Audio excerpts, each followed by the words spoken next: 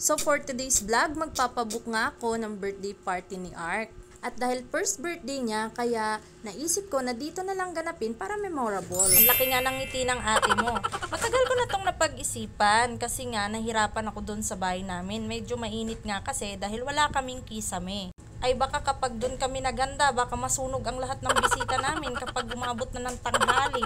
Kaya sinabi ko na sa mister ko na baka pwedeng sa Jollibee na lang dahil meron ng venue. At para maging less hassle na rin sa paghahanda.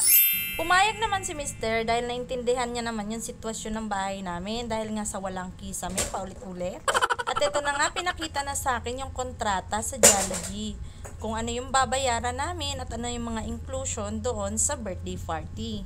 So binook namin ito, ang available date na lang is 10 AM to 12. Nakapagpabook na nga ako dahil yun lang ang available, aba grinab ko na baka mamaya mawalan pa ako. Alam nyo ba guys na medyo maaga ako nagpabook? Buti na lang kamo, maaga ako nagpabook dahil kung hindi mauubusan ako ng slot para sa February 1 dahil yun talaga ang birthday ni Ark at gusto ko talaga na doon matapat ang birthday party niya sa saktong petsa ng kaarawan niya. So kasama ko nga pala dyan yung pamangkin ko at siya yung may kapit kay Ark. So nag-fill up na nga ako dito ng mga kailangan para sa birthday party niya. At sinabi na nga sa akin ng crew na kung ano yung mga dapat dalhin at ano yung mga bawal dalhin sa mismong venue. So pinaliwanag na nga sa akin kung ano yung mga dapat kong bayaran. Nung una nga ay nagulat ako dahil akala ko medyo malaki ang babayaran namin dito sa Jollibee. Ayun pala ay magdedepende iyon sa meal na kukunin mo.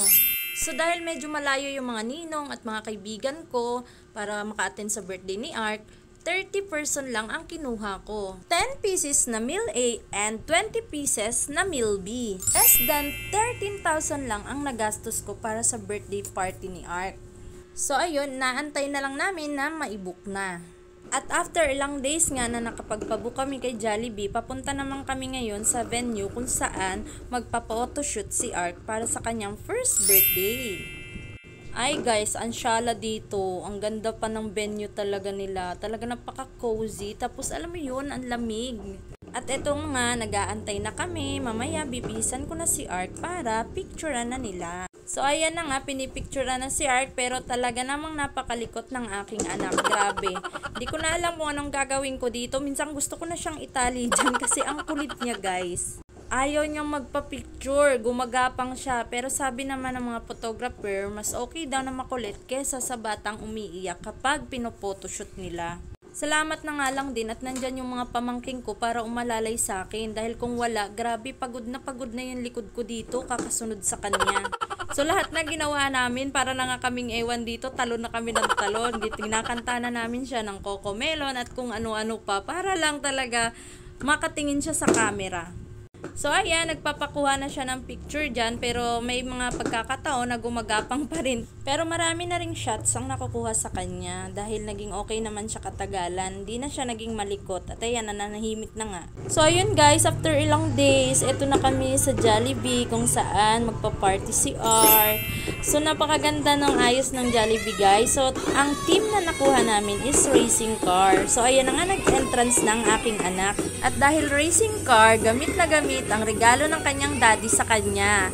Ito nga, dinala pa namin sa Jollibee para sa entrance niya. So dito nag-blow na ako ng candle para sa birthday ni Ark. At ayan nga si Jollibee, nakiki-eksena na naman ang bida-bida. Sobrang nag-enjoy nga kami sa birthday party ni Ark, lalo na at nandyan si Jollibee, nagpapatawa. Alam ko hindi ito matatandaan ng anak ko dahil 1-year-old pa lang siya. Pero darating ang panahon na magkakaisip siya at makikita niya yung mga litrato na nandyan si Jollibee at maiisip niya na nagparty pala siya sa Jollibee. Walang mapantayan ang saya ko bilang isang magulang na ibigay ko yung pangarap ko nung bata ako. Kasi alam ko noon na hindi talaga kaya ng mga magulang ko ibigay sa akin yung ganitong birthday party.